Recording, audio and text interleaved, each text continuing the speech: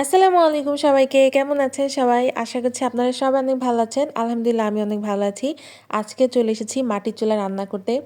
আমি অল্প, অল্প করে নিয়ে এসেছি মাংস আর আলু যেটা আজকে রান্না করব। এখানে আমি যে মাংসর জন্য মশলাটা আগে কষিয়ে নিচ্ছি। আর ওই যে দেখেন দূরে কালিয়া বসে আছে, না ঘুমিয়ে আছে। কালিয়া!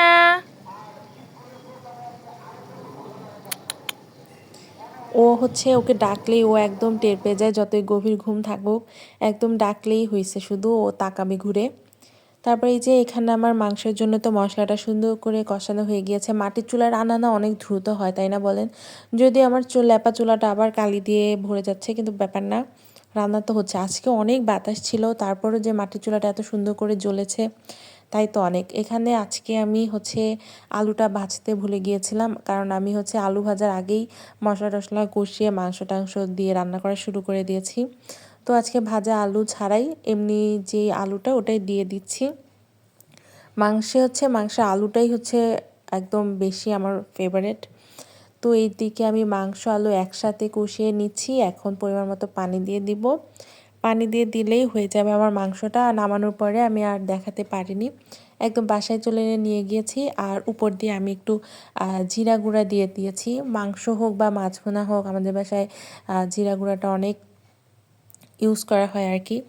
এই যে আমি ভাত নিয়ে একদম রেডি। এদিকে আমার মাংসটা একদম সুন্দর হয়ে গিয়েছে। আজকে মাংসটা একদমই মানে ঝোলঝোল রাখা হয়নি, একটু ভুনা ভুনায় রাখা হয়েছে।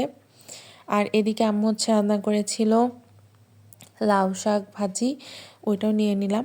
খাওয়া দাওয়া শেষে যে বিকালবেলা ছাদে এসেছি, রঙ্গিলা আর কালিয়া ওদের পরিষ্কার পরিচ্ছন্ন অভিযান চালাচ্ছে। এদিকে আম্মু দেখি কতগুলো মটরশুঁটি নিয়ে এসেছে বাছার জন্য, ওগুলো আমি আর আম্মু বাছছিলাম। এদিকে আমার বিড়ালগুলো পাশে বসেছিল, অনেকগুলো ছিল। আর এক হাতে মোবাইল ধরে তো বাছা পসিবল না, তো বাছার পরেই দেখাচ্ছি আবার। এই যে হয়ে গিয়েছে সবগুলা বাছা। তো আজকের মতো এই ভিডিওটা এখানেই শেষ করলাম, আর বড় করলাম না। ভালো থাকবেন সবাই। আমার ইউটিউব চ্যানেলটা সাবস্ক্রাইব করে দিবেন, ফেসবুক পেজটা ফলো করে দিবেন। আল্লাহ হাফেজ।